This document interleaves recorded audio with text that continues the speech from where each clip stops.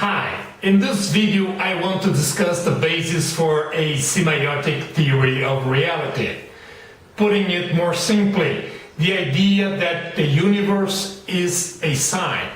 Better yet, the universe is the action or development of sign, that is, semeiosis, and that the solenoid of semeiosis can be taken as the logic underneath the process of reality.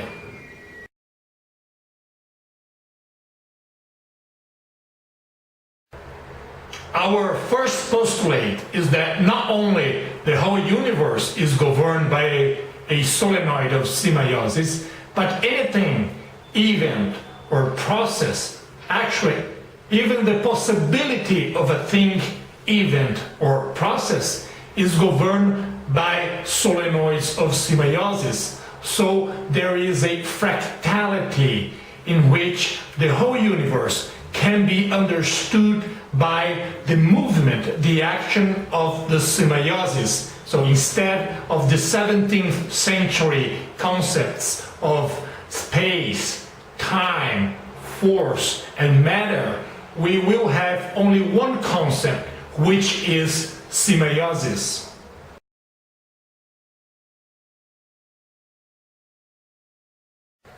The second postulate of this theory is that there is only one thing in the universe, and this thing is of the nature of mind.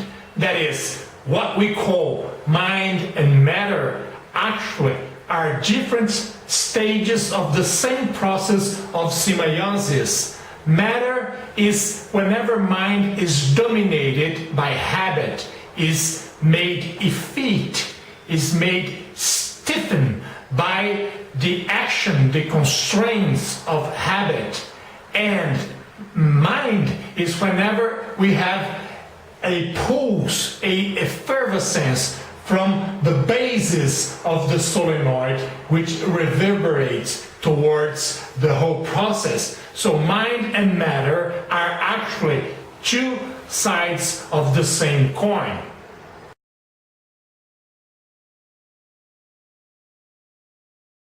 Before we start a minute explanation of our theory, I would like to develop three of its implications. The first one is that as there is no clear cut between matter and mind, there is actually a synergistic continuum between matter and mind, that we live then in a participatory universe. The solenoid describes a process of registration in which our minds in reality are co-involved in the process of semeiosis. The second implication is that we must consider the universe as a narrative. The universe is telling its own story. And that's how semeiosis, the action of sign, is creating both minds and matter. And the third implication is that this narrative can be understood as a flow of information. Information is governing and organizing the universe's narrative as it flows.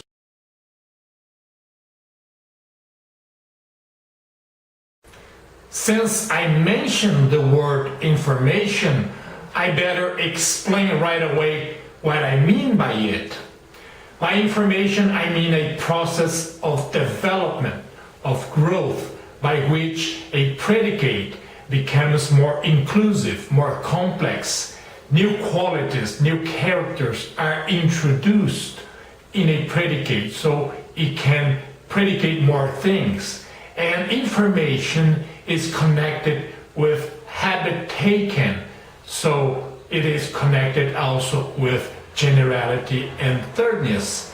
In our solenoid of semeiosis, information happens whenever thirdness reaches the axis, this teleological axis of signification, and as it grows, it becomes more than necessary for the period in which it's being formed. So information starts to pour back, it starts to overflow. So information is superfluous in the sense that it overflows and goes back to where it started. And this process of feeding back habit is what governs the process and the phases which are connected to the periods. So, to remember, there are 4 phases in the solenoid of semeiosis.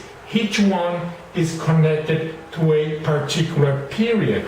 We have the phase of perception whenever there is habit taken in this first looping here, which is the looping of grounding. We have information connected with inquire whenever there is in this period presentation habit taking going on. And we have information connected with the period of representation, which is the phase of deliberation. And deliberation happens whenever there is pulse, there is effervescence and habit taken in the period of representation. And finally, we have information connected with communication. Whenever we have in the period of communication, we have habit taken, which is the scientific phase, habit taken in the period of communication. So if you go to our periodic table of the 66 classes of science, you will see periods and phases. Periods are described by the solenoid of semeiosis, and the phases are the habit taken which happens in each of the 4 periods here described. And there is information, there is overflow, feedback, habit taken, and process of governing phases in 4 periods. And so there is 4 types of information going on in the solenoid of semeiosis.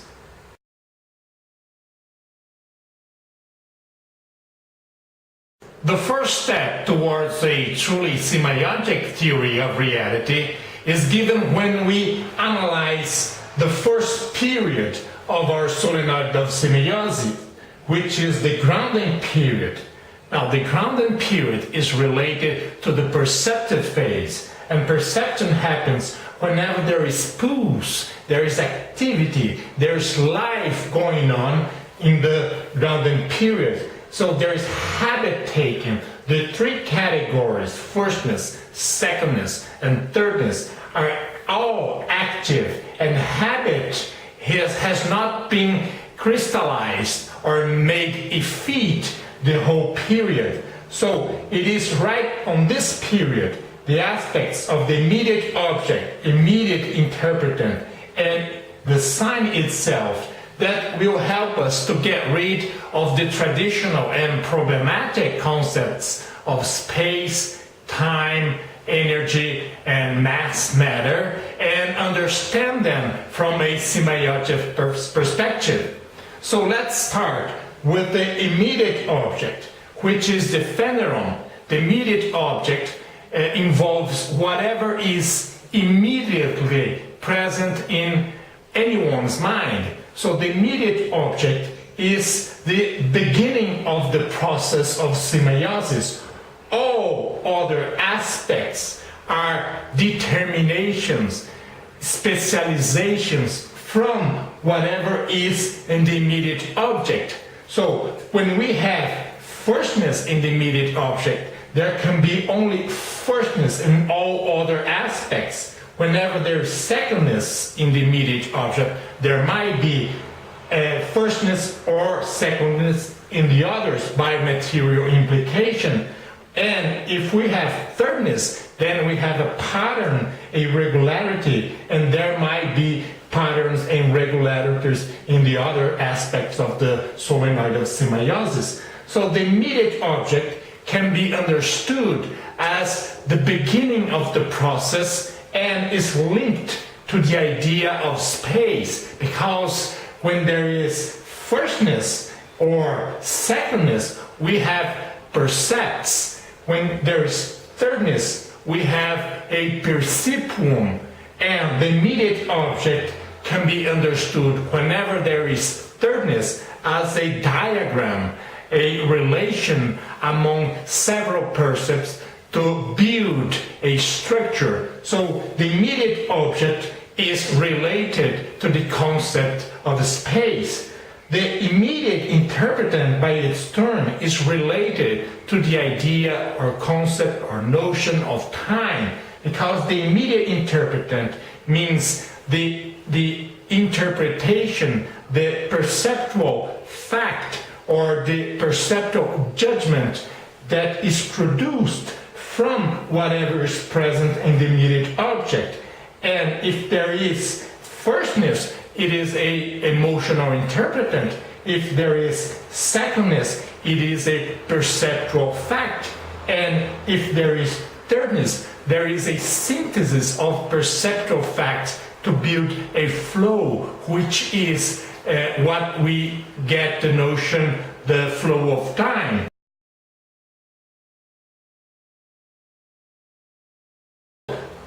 The aspect of the sign is the furniture of the world. Whatever there is in our mind, emotions, relations, concepts, if we see an object, a car, a television, a star, a planet, anything on the street, other people, ourselves, whatever there is in our phenomenon that can develop as a sign in itself is emerging from space-time.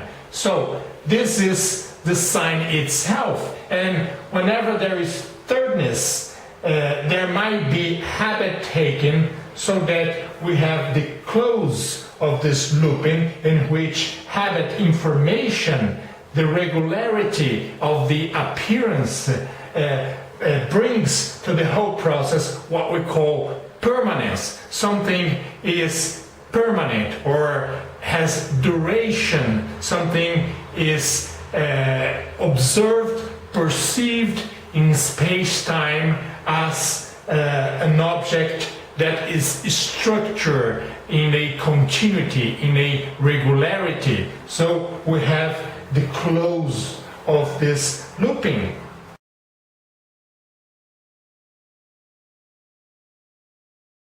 So far we have described the appearance of a flow of information that help us understand what is space, time, and mass, and how this flow of information gives us structure to reality, structure to the universe. But let's not forget that what we call reality actually is a cascade, a fractal of infinite possible solenoids, so that every solenoid is in potential reaction with one another. So this flow of information is never a perfect continuum. Actually, continuity or syncretism is just one side of the coin.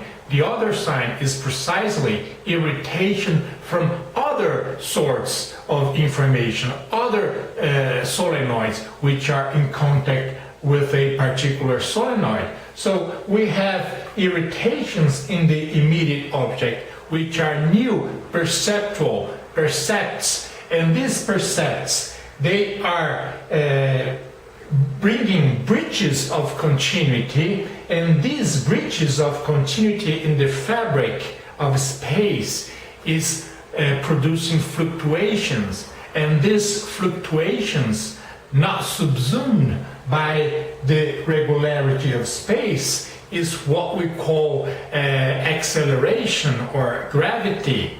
The same happens when we have breaches in continuity in the aspect of the immediate interpretant.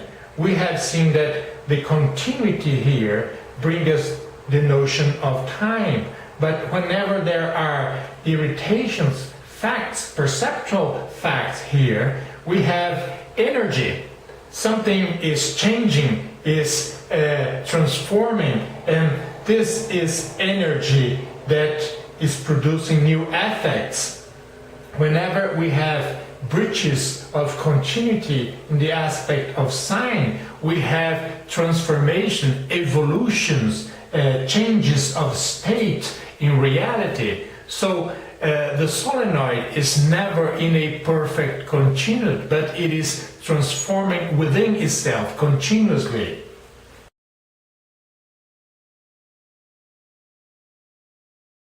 Let's recapitulate briefly how we relate the aspects and the flow of information in the aspects of grounding and the traditional concepts of physics. Now, we have seen that a continuous flow gives us the notion of inertial movement. We have seen that the immediate object, whenever there is a information flowing, we have the binomial momentum and localization, momentum and precise point of space. Whenever we have a flow of information, we have the binomial energy and time, or the irritation or noise or entropy that is being produced in the aspect of immediate interpretant,